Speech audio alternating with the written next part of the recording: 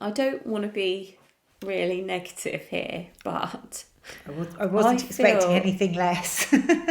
yeah, I feel really shit, Rose. Welcome to the Wellness Breakdown. I'm Rose Ferguson. And I'm Eve Kalinik, and we are super excited that we are now YouTubing our podcast, which means that not only can you listen to it on an audio format, but you can also watch us on video.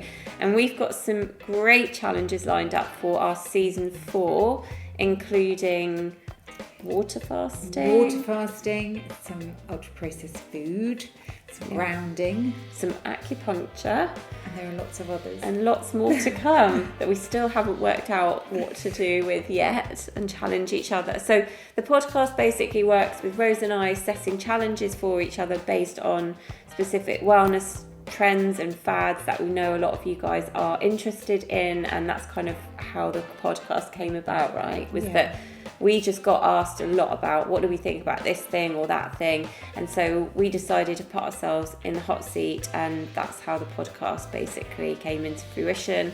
And we've got 3 series more before this one of challenges that you can go back and watch, and we really want to hear listen to sorry, not watch. Three seasons to go and listen to if you have missed them. Yes.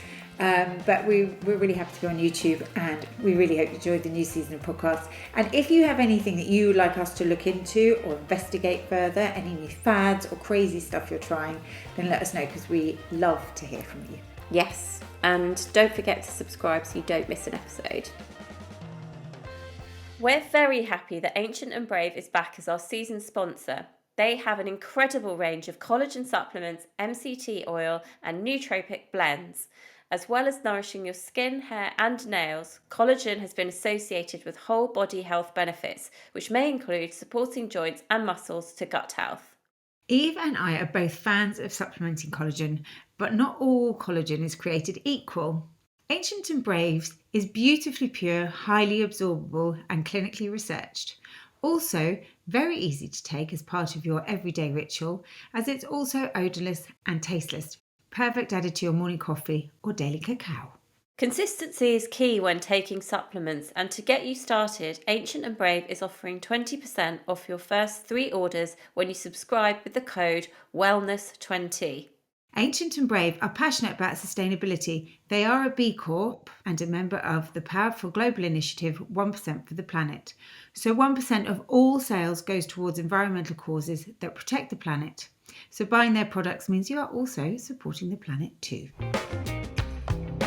Well, we've had some great feedback on last week's podcast, Rose, which is great. And thank you guys for all of that. It's really nice to work across both the audio and video platforms. Lots of you have been trying water fasting with lots of different experiences. I actually have a message here from David who said he slowly worked up to 48 hours of water fasting and is aiming to head for 72 in a few months. All I would say is just make sure that you're taking advice and that you're safe to do that sort of, it's quite intense. I myself today, so far, I haven't done water, but I am on teas for 24 hours, on herbal teas.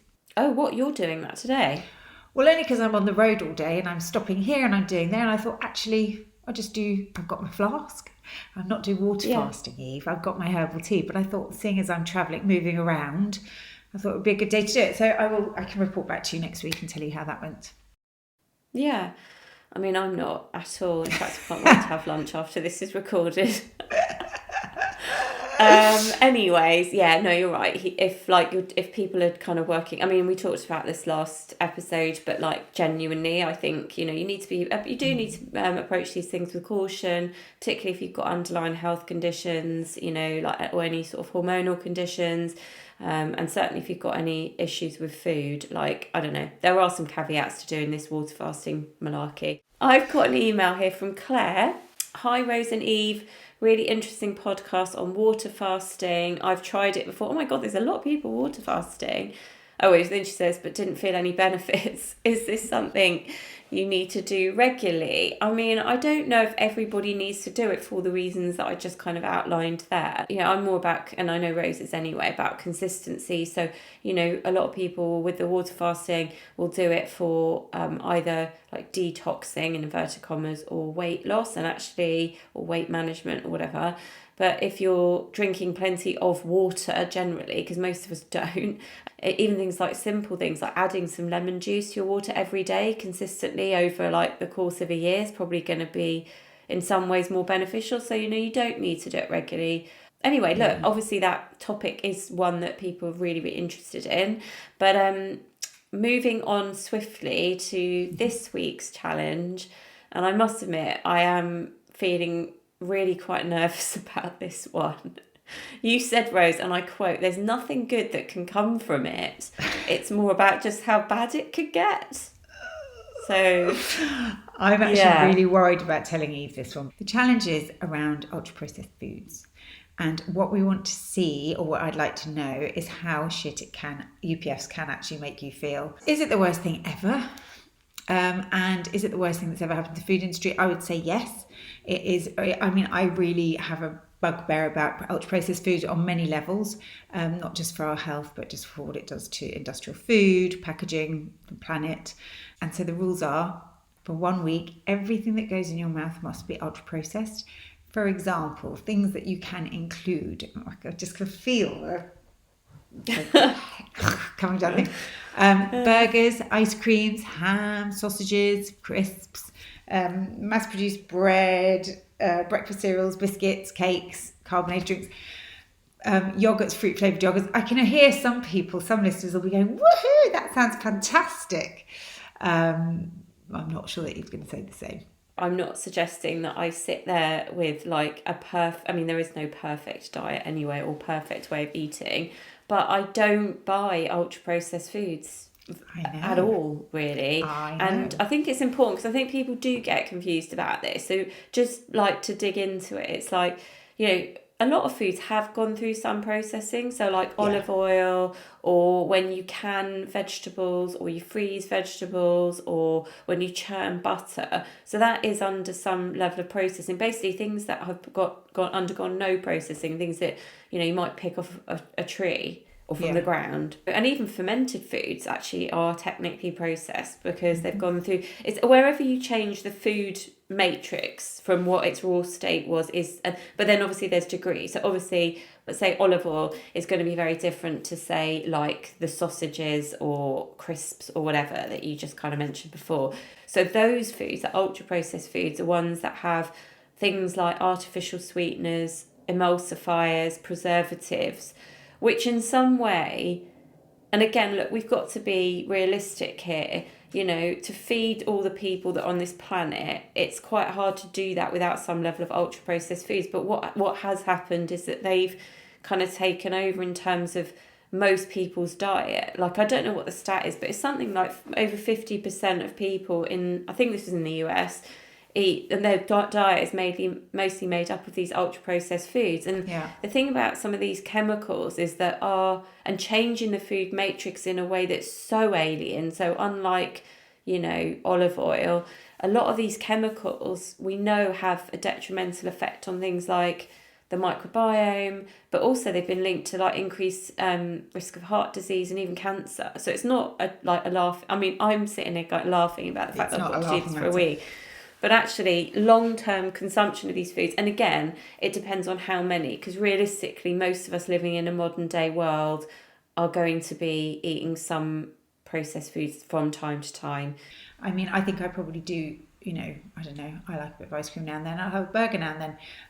But on the whole, neither of us eat ultra-processed food, and I think it would be interesting for people to hear if it has an effect on you after a week. What does your week look like? Do you have any events coming up and things like that this might affect? I mean, are you going to like a raw dinner or somewhere where you're going to have to have a sausage sandwich? I've got a lunch. Dietary requirements, ultra-processed food. Yes. Sorry, can you just give me all of the ultra-processed food you've got? No. So that one might be tricky to navigate. And that's the thing. I think it's really, it is impossible to just eat exclusively ultra-processed food. So I'm going to go towards more of like the 80%, I think, because just, on those occasions, like you're eating out, I mean, I probably could add in a few things there, like, you know, a fizzy drink or something to just make up the ultra processed food marginings. All right, I'm going to give it my best shot, and I'll call you when I'm eating a Mars bar, Rose. Thank you, I can't wait.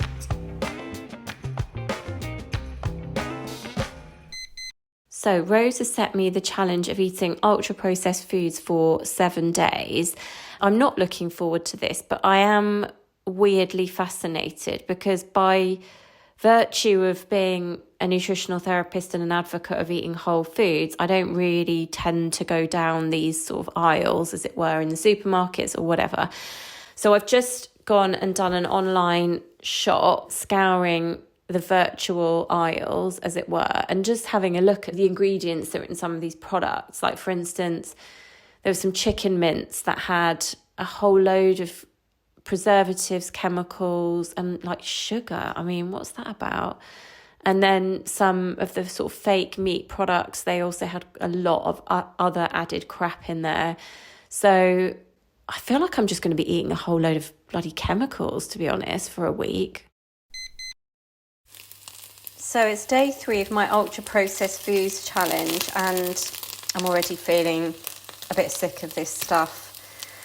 Here I am cooking some fake bacon, which, just to let you know, has got some soy protein concentrate, soya protein isolate, flavouring, pea protein isolate, vegetable extract, salt, potato starch, rapeseed oil, maltodextrin. There's quite a few things in there. It's not as, I guess, heavily processed as some things, but still it's a lot. So yeah, fake bacon for lunch, and then I've got a plant-based burger for dinner, which I've already looked at, and it's already got a lot of other stuff in it too. So I'm in the supermarket for the ultra processed foods challenge. So over here we've got some microwave meals, noodle dishes with ingredients that I can't even pronounce, to be honest. Here's quite a big section on meat-free products, which I know a lot of people are buying, but I have to say, like, a lot of these are super, super loaded with some of these chemicals as well. And similarly with things like these yogurts. So this one here is a protein yogurt, and it's got modified maize starch in it and aspartame, which is an artificial sweetener. Even going down to the free from aisles, I think this also throws up a lot of questions in the way that people don't necessarily realise that these are ultra processed. So I'm on the last day now of my ultra processed foods challenge, and I am absolutely thrilled that I finished this. I'm on my way to the farmer's market to get some proper food. I don't feel great. I definitely have noticed from a focus, concentration perspective, energy perspective, digestion, mood, even sleep to a degree. So yeah, I can wholeheartedly say, having done this now for a week, that I'm definitely much more of an advocate, if I wasn't before, about having whole foods in the diet. But it has been really interesting, and I can't wait to unpick it with Rose on the episode. Having listened to those diary entries, how are you feeling after your week of UPF? Well, look, I don't want to be really negative here, but I wasn't expecting anything less. Yeah, I feel really shit, Rose. I honestly, like, I'd say definitely my mood is much lower because, you know me, I'm generally quite, positive person in the majority, and I feel like literally just feeling really quite down, and certainly my focus and concentration has been way, way off. And I'd say digestion wise, it's definitely, my gut has been like, what the F is going on? Yeah. And energy wise, massive peaks and troughs, also constantly hungry, even though I'm eating more. I think I've put on a bit of weight as well, even in a week. Yeah, not great at all. I'm struggling to say anything positive about how I'm feeling. I wasn't really expecting anything positive, but it actually sounds a lot more detrimental than I was expecting. It sounds like it's really affected you in quite a Yeah, significant way. So just will you tell me a little totally. bit about your mood? So do you, because I always think energy and mood are quite linked. So when I feel low in mood, my energy levels feel, I just feel sluggish all over. Yeah. And how quickly did you notice it change? I would say within days.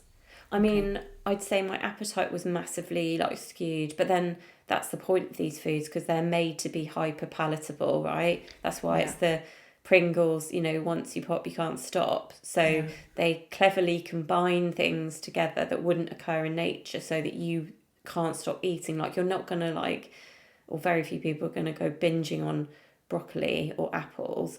And that's Yeah. because there's fiber in there and other, like, they're nutrient dense, so then you're not craving more of the the food itself. Even though I was, like I said, eating more, I never felt satisfied. I felt like my energy was definitely peaking or crashing a lot Right. because, again, a lot of these foods, when you change the food matrix, it also changes in that processing. It changes how we're processing it internally. So particularly with some of the grain-based products or ones that add sugar in, like, they have a massive spiking effect on your blood sugar levels. And Yeah. as we know, that's going to then leave you crashing energy wise. One thing that I know from Yeah, working in clinic is people struggling with cravings. Often they're yeah, struggling with cravings because their blood sugar balance is so poor because of what they're eating. And then on top of yeah, that, then you put into the mix that sugar in particular is a huge dopamine hit, and stimulates that reward pathway. And you've got a perfect storm. You've got this blood sugar level out of control. You've got this, reward center asking for more. Um, did you find that those cravings were quite strong? yeah. I think it was. I certainly think it was a combination of that. I think it was a combination of those together, if you know what I mean. And Yeah, also because I was eating mostly these foods, my body was craving, like, where are the nutrients? Like, where's the, yeah, because a lot of them actually also very, I mean, they're devoid in fibre, but also devoid in other nutrients, like B vitamins, for instance, that support our energy levels, but also protein as well. So, protein keeps us really satiated. So I think it was a combination of all of those things. Like, I could feel almost my taste buds changing. So when I started the week, things tasted really like hyper salty, hyper sugary because I'm not used to eating those foods. And I think, like, by the end of the week, it's almost like it had adjusted. And I was like, oh, actually, that's interesting. this doesn't really taste that salty anymore. So it's scary how, like, even in a week, your taste buds kind of, like, will I adjust to mean, these I things. I spend my life telling clients and patients that their taste buds will to just stick with it because by the time they finish 2 weeks of not having really refined sugars, they will be able to taste things better. And so this is, just shows you in reverse. Can I then ask, so when you went back to the normal way of eating, which I'm assuming you did really quite quickly, how did food taste to you then? Because, the taste buds do adapt really fast. Did you find that the cravings lingered past the challenge? When I started eating normally, it was amazing. And the texture, you kind of really appreciate just vegetables Yeah. and, fresh foods and stuff like that. Because I felt like I needed freshness. My mouth felt just like, I don't know, it just felt wrong. You said you think you put on a couple of pounds. I wonder how much of that was Yeah, your lymph, like, and just water retention probably. and just No, like and my gut was holding. like, my digestion was not in a happy place Yeah. either. Because the other thing about these foods is that these chemicals, and especially the emulsifiers and the artificial sweeteners, there are plenty of studies linking these types of chemicals and their detrimental effect to the gut microbiome. And what that means is that it essentially, harbours a less favourable composition there. So you get less of the good bugs and more of the not so good bugs Yeah. in the gut, which then can lead to more heightened inflammation. But I certainly noticed an impact in my digestion. Did you Like, notice bloating and then, or did you notice a yeah, slowing down of the transit time? a bit of both, just inconsistency and Yeah. definitely bloating for sure. And I wonder Did, if that's part of the reason why my mood was a bit low because there are a lot of neurotransmitters, things like serotonin, which is the happy neurotransmitter, and most of that's made in our gut. So I wonder if part of the gut imbalances, we're also feeding back into that loop of low mood as well. It's amazing the size of impact, the impact that it's had in such a short period of time. It's Yeah. actually quite terrifying to me. I Yeah. knew it wasn't going to be good, but to hear from Yeah. you, it's Yeah. really shocking. You know, I was eating 80% of the time, so kind of typical things that I would, and actually I think this is really also very crucial, is that a lot of foods that people think are actually, in inverted commas, healthy are actually ultra processed. For instance, a lot of the milk alternatives are actually full of emulsifiers and inflammatory oils and such like. So I was using those in with like a processed granola muesli. Actually, a lot of those are actually also highly processed. For lunch, I'd go and buy just a generic supermarket bread and put in some of the kind of, you know, the like that horrible, some people are obsessed with it, that like wafer thin ham, and then putting in like some kind of like mayo that had also, again, like you can buy some mayonnaises in the supermarket that do have, are less processed. And then in the evening, what was I having? Yeah, things like the plant-based burgers, for instance, that would be another thing that I was having. So, you know, and on the face of it, somebody might go, oh, that's actually quite healthy. You're screwed both ways, because you think you're buying something healthy and you're eating something Totally. really unhealthy. And it's really, this is where you get into the food politics, and actually the bigger effect of ultra processed foods, which are the industrial level of making food. Yeah. And also then you get into food labelling and how the wool is pulled over all our eyes all the time. And so it's very difficult for people who are trying to do the right thing to do the right thing. Absolutely. So obviously, if you go and buy, say, I don't know, Pringles or chicken nuggets or something like, or a pizza, again, it depends on the pizza, but let's just call those out as foods that might be more obviously processed, and people are like, well, I'm not buying that because I think it's healthy. I know that I'm buying that because I actually just want to eat it, right? But versus, I'm going to buy this food because I think it's going to be better for me and it's going to be healthier. And I think that's where it gets like really confusing. You know, even things like, for instance, you would have heard in the voice notes that I was making that plant-based version of a bacon. We're not passing judgment on people's dietary choices here at all whatsoever, but there's no way that tastes like bacon. And you know, bacon is actually quite processed depending on where you get it from. Again, this is all in the context of where you're buying your meat from and stuff. The term plant-based makes people think it's healthy.